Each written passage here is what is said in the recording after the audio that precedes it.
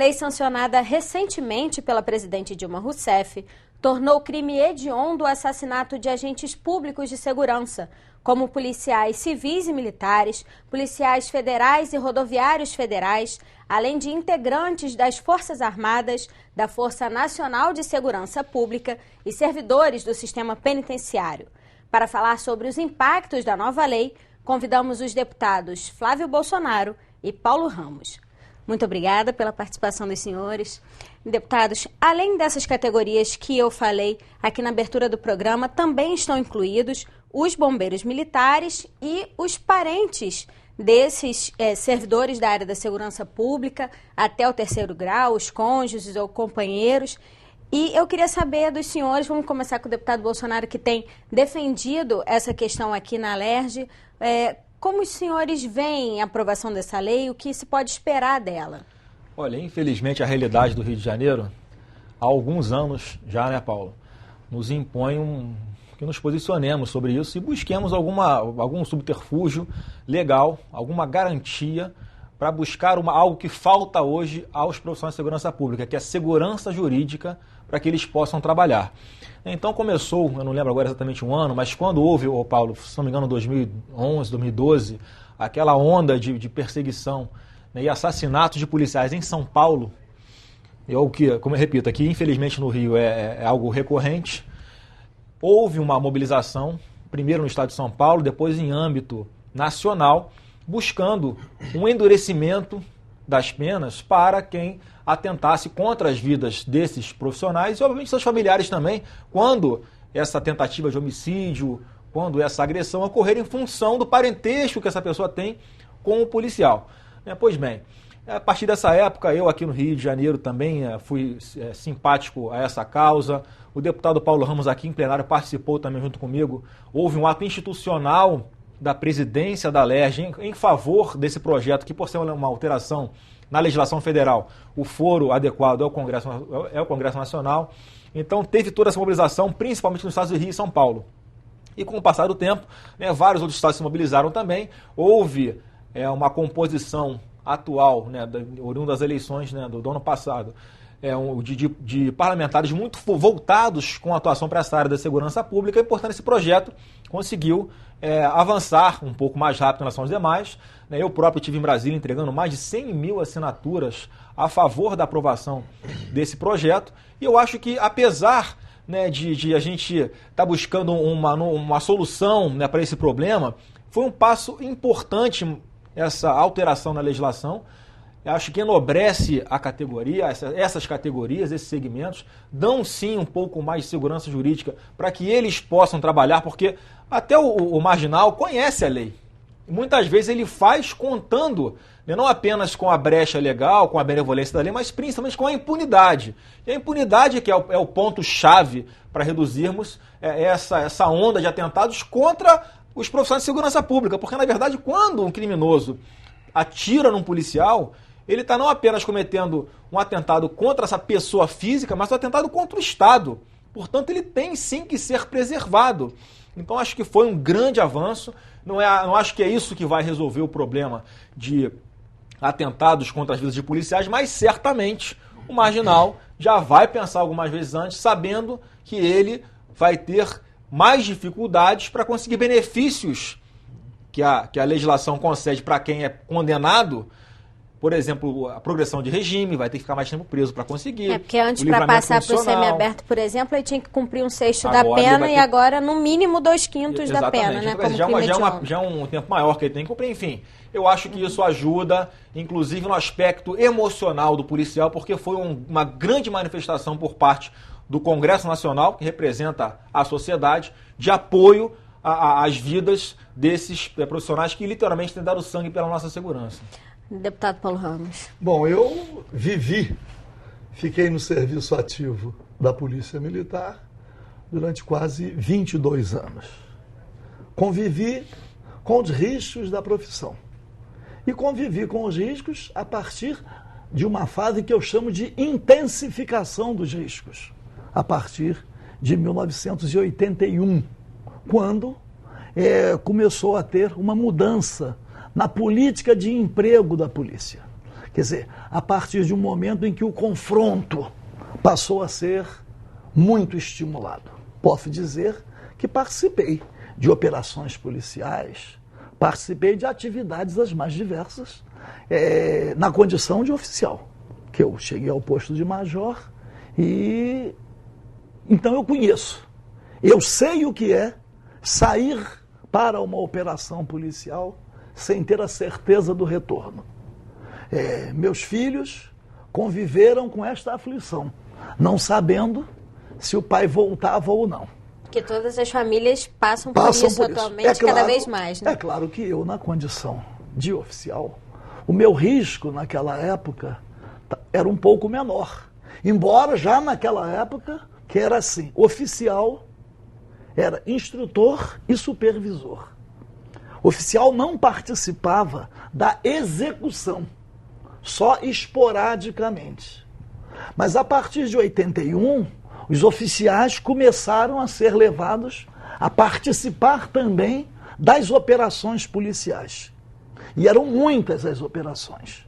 E aí, obviamente, os oficiais passaram a correr o mesmo risco, porque num local de conflito é muito difícil a prevalência da hierarquia. Todos são igualmente alvos. Então, mas com o passar do tempo, os riscos foram ficando cada vez maiores, a ponto do número de policiais militares mortos ser muito maior hoje. Não é pequeno. Eu digo até, não vou dizer como denúncia, mas os números divulgados oficialmente não correspondem à realidade. Porque o policial às vezes é ferido e morre depois, e aquela morte não é contabilizada como morto, é contabilizada como ferido. Eu tenho dúvidas das estatísticas apresentadas pelo ISP. Não que seja uma coisa feita deliberadamente, mas o critério é um critério duvidoso. O número de policiais mortos, principalmente policiais militares, no Rio de Janeiro, é muito maior. E consideram apenas os policiais militares e policiais mortos em ato de serviço. Quando estão de folga, isto não é considerado, E os que são inativos... ocorre em função dele ser policial. A condição de o criminoso reconhece o risco como é da policial, condição, né? Porque é exigível dele interferir numa ocorrência como dever profissional, mesmo estando de folga. E às vezes, Então, mesmo que não haja uma ocorrência, né? Se o policial está dentro de um transporte público ou se ele, por acaso, acaba sendo interceptado por uma blitz falsa, por exemplo, na rua e é reconhecido como policial, ele acaba também sendo morto em função de ser policial. E os casos concretos vão demonstrando isto. Então, houve essa reação. Eu, intimamente, torço para que esta iniciativa seja uma iniciativa preventiva, que contribua para a redução. Eu temo que isto não aconteça, porque a política de emprego cria o risco. Nós vivemos hoje uma situação em que o policial é jogado para o risco e rotineiramente sem a necessária proteção. Eu dou um exemplo, que é um exemplo assim, né? Óbvio, com as chamadas unidades de polícia pacificadora. Nós temos aqueles que ficam permanentemente nas unidades e temos outros que vão lá esporadicamente. Então, as operações do BOP. O BOP vai lá, faz a operação policial e depois volta. Quem fica ali na unidade para receber a resposta de quem pretende manifestar insatisfação com a ação do BOP são os que estão permanentemente ali. E aí não tem segurança. Porque são alvejados, às vezes, dentro da unidade. Locais conflagrados há décadas, né, Paulo? Eu estive lá no Alemão, por exemplo. É assim, eu sou um defensor do programa de UPPs. Só que no início havia uma autonomia por parte da Polícia Militar, principalmente da Polícia Civil, de estrategicamente, tecnicamente, irem escolhendo aonde você vai fazendo, né, a retomada do território. Só que a partir de um determinado momento, a gente percebe que a inauguração de uma UPP passou a ser um projeto político e falsamente sendo indicado como salvador da pátria para resolver todos os problemas de onde ocorreu uma situação que teve grande repercussão na mídia. Então aconteceu um caso grave em Realengo. Qual a solução? Uma UPP. E começou-se a perder, na verdade, o controle e o passo a passo de reajustes que precisam ser feitos em cada local onde tem o PP para você ir melhorando. Você perdeu o controle disso. Eu, desde o início, Bolsonaro, eu me lembro, né, de várias etapas da evolução ou da involução das políticas públicas de segurança. Me lembro quando surgiram as cabines. As cabines representavam a ostensividade do policiamento. Era referência. Eu estava no serviço ativo da PM e eu me manifestei não contrariamente às cabines. Eu dizia o seguinte: a cabine é colocada no lugar onde alguém pode pagar. Onde dá, onde não dá. Não era um planejamento estratégico com comunicação, não. Então eu sempre fui, não vou dizer insubordinado, eu sempre entendi que era dever participar, era dever opinar. Não opinava com bravata, opinava disciplinadamente, apresentando propostas, apresentando um trabalho que a gente chamava de técnico profissional.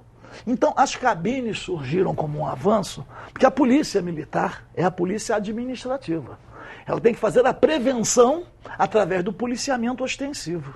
E as cabines davam ostensividade. E quando surgiram as unidades de polícia pacificadora, o nome incorpora um rótulo que se distancia da realidade, porque incorporaram o nome pacificadora, mas as operações policiais eram operações repressivas, trazendo consequências para as comunidades e aumentando o risco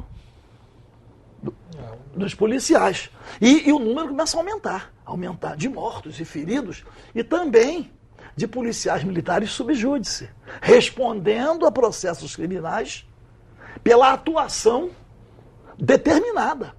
Quer dizer, o policial é obrigado a cumprir as ordens, ele vai lá, quando sai tudo bem, o secretário de segurança aparece dando entrevista. Mas quando as coisas caminham em outro sentido, aí aparece como, vamos cortar na própria carne. E aí eu vou fazer e vou lhe solicitar, vamos fazer juntos. Eu vou verificar o aumento da população carcerária, comparando com o aumento dos policiais militares presos na unidade prisional ali. E eu tenho certeza que o número de policiais, isso relativamente falando, cresceu muito mais do que o número de presos do sistema penitenciário.